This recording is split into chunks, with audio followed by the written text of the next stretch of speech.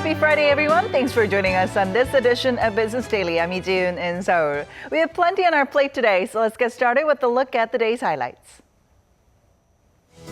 There are now worries that Korea's decision to embrace the missile defense system THAAD could damage economic relations between Seoul and Beijing. We talked to an expert about this. The Bank of England cuts its key interest rate to a new low and introduces a package of stimulus measures to ease the economic blow from Brexit. These stories and more coming right up.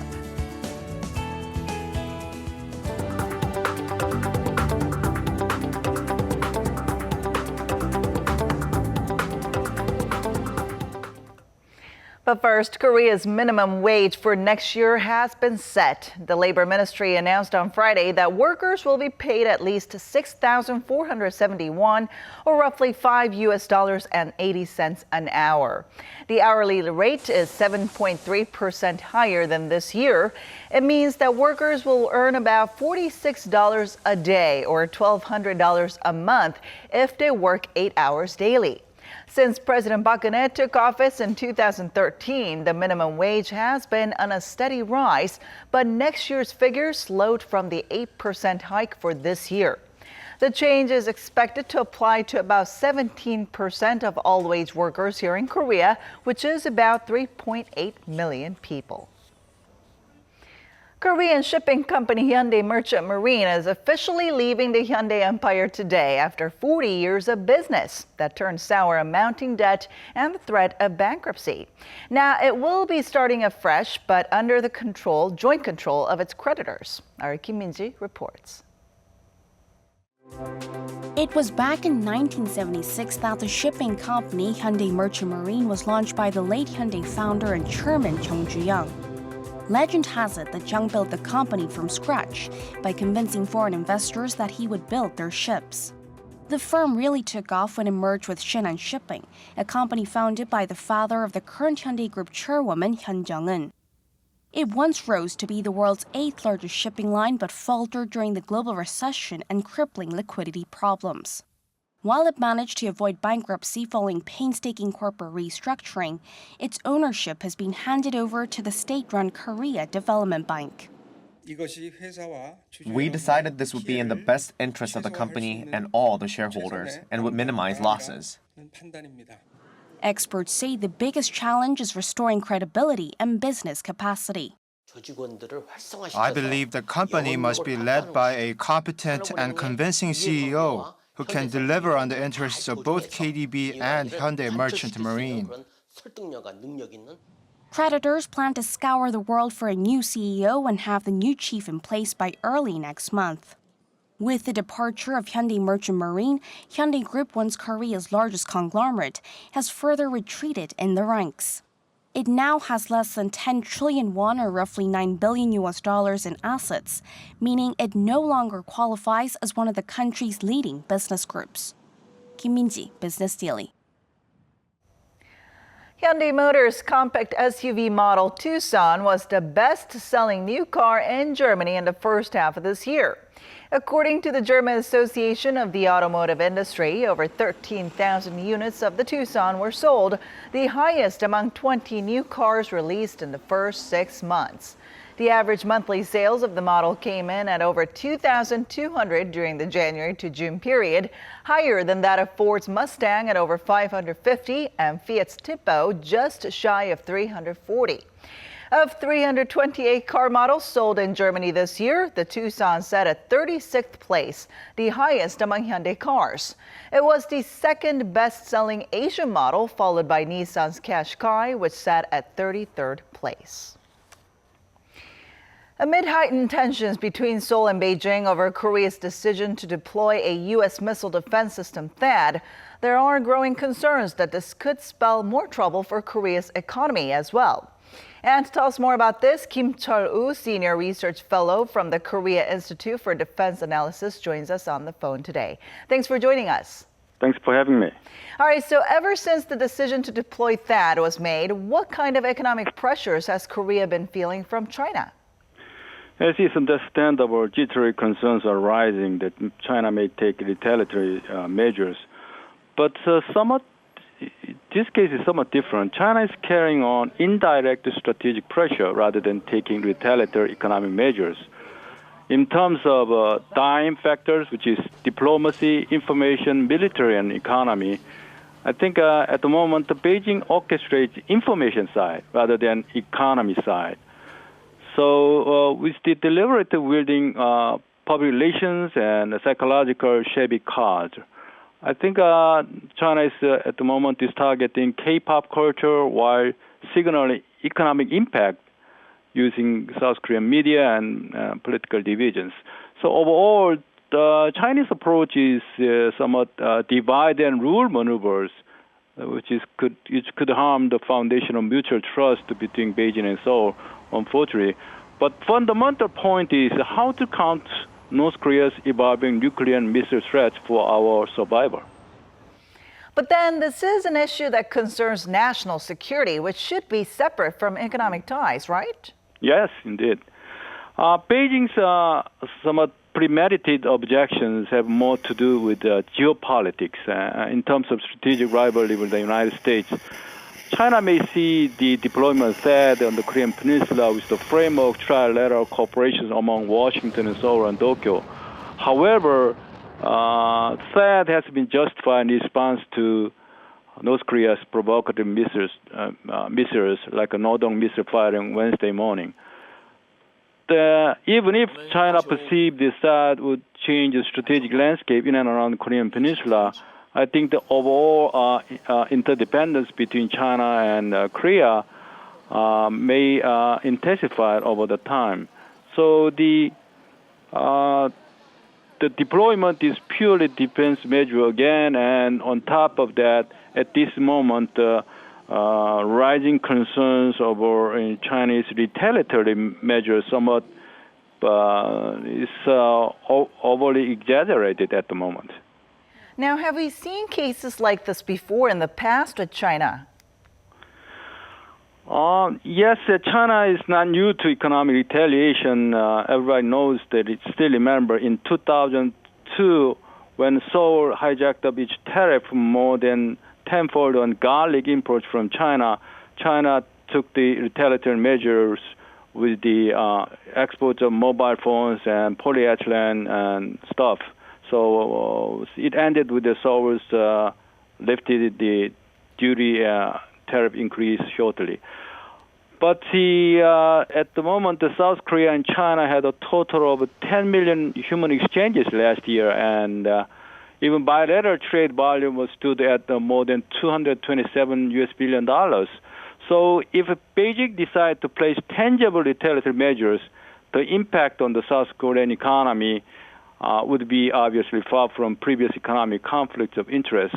So what I'm saying is it may not be aggressive economic measures like the tariff war in 2000 over garlic and cell phone or polyethylene stuff, but the psychological impact of bilateral economic exchanges, Seoul and Beijing may experience a drop in terms of cultural exchanges and tourism levels. And considering that this isn't something that can be resolved immediately, how should Korea prepare to respond to the potential risks of economic retaliation from China? It's a very hard question, though. Seoul's position should be very strategic communication to synchronize with the four diplomatic, information, military, and economic sector. So possible economic retaliatory measures from Beijing may contribute to destabilizing red line for the peninsula and to the bilateral relations. So deploying THAAD does not mean step toward a new Cold War, but a self-defense measure to protect the Republic of Korea's lives. So I think that China should not connect the THAAD issue to the sanctions of North Korea in order to use it as a way to pressure Seoul. So on top of the international community should keep its promise to implement the United Nations Security Council Resolution 2270. So the other thing is the domestic politicization of this issue within the South Korea is maybe a triggering impact of the Chinese another measure with the economic orientation. So we Koreans should stand strong under any circumstance, to maintain national security first, while recognizing the strategic cooperative partnership with China. All right. Thank you so much for your time and your insight today. It's my pleasure.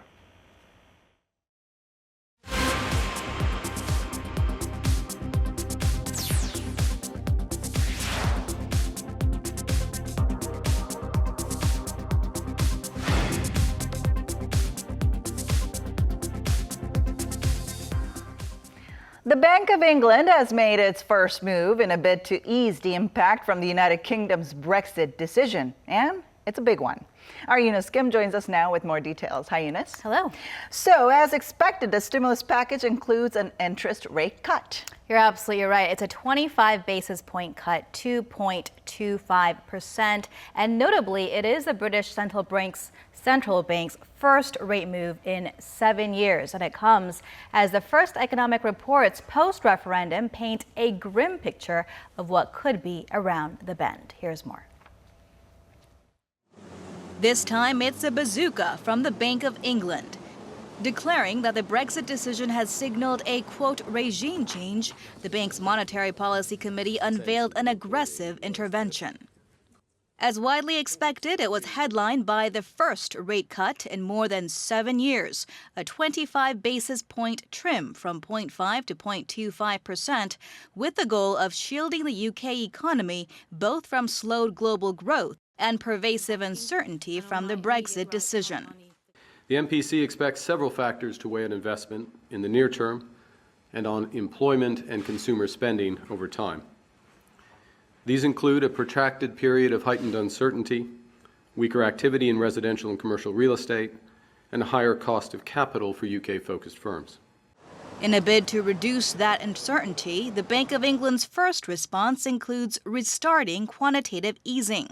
Not only will it print more money to buy in £60 billion of government bonds, it's also committed to purchase up to £10 billion of high-grade corporate bonds. It will also launch a loan program for banks, potentially worth up to £100 billion, to make sure that banks keep lending despite the interest rate cut. The aggressive moves comes as the first pieces of data capturing the UK economy post-referendum is showing a significant slowdown. The closely watched Market Purchasing Managers Index showed that both services output and volume of new businesses were falling at the fastest rates in 7 years. Services account for nearly 4/5 of UK's economic output. The PMI, which had been at the strongest all year in June, registered a contraction in July at 47.4, as manufacturing, construction, and services all deteriorated following the June 23rd Brexit vote. As this is just the start of the economic data that is to come, Bank of England Governor Mark Carney promised all possible means to dull the impact of the turbulent times ahead, including possibly another interest rate cut even closer to zero. If the incoming data prove broadly consistent with the August inflation report forecast, a majority of MPC members would anticipate a further cut in bank rate to its effective lower bound at one of the MPC's forthcoming meetings during the course of this year. So on top of all this, how is the bank predicting the rest of the year will look in terms of, growth? Well, you're absolutely right. And the Bank of England doesn't, in fact, expect any economic growth in the remainder of this year. Okay. But thanks to a strong second quarter, the central bank kept its GDP growth outlook at 2% for the year for now. And as you can see, the noticeable downgrades come in the years following. For next year, the BOE cut its growth forecast to less than 1%, 0.8%. From what was 2.3%, and it expects conditions to have leveled a bit more in 2018, in which it expects a growth of 1.8% as of now. And despite the very careful monitoring, Carney did add that the unemployment rate is expected to rise from its current level of 4.9% to around 5.5%. 5.5% over the next couple years. All right, and before I let you go, let's talk a little bit about the Rio Summer Olympics. I mean, the opening ceremonies is less than a day away, and it's been quite a long road of preparations for the host country, Brazil, as it is mired in the worst recession in recent history. So could the Olympics give a much-needed shot in the arm for the Brazilian economy, you think?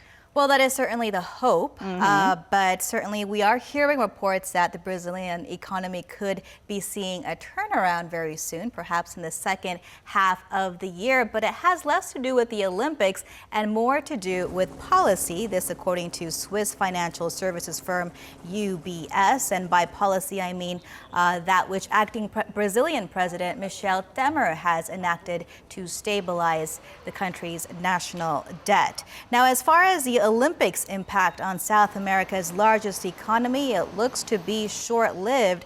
Paris-based trade credit company Euler Hermes expects to see the game's benefits to be minor and short-lived.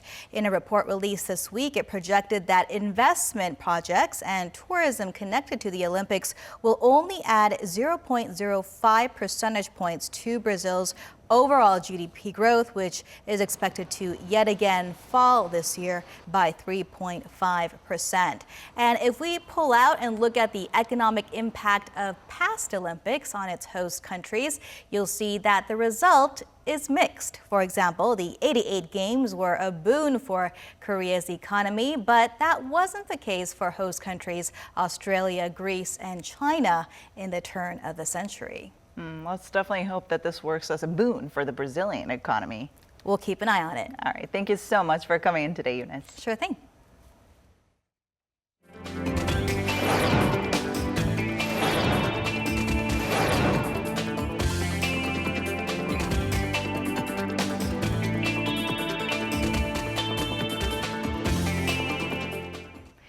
And that wraps it up for today and this week. Thanks so much for watching, and we'll be back next week with more at the same time, same place for your Business Daily. Until then, goodbye.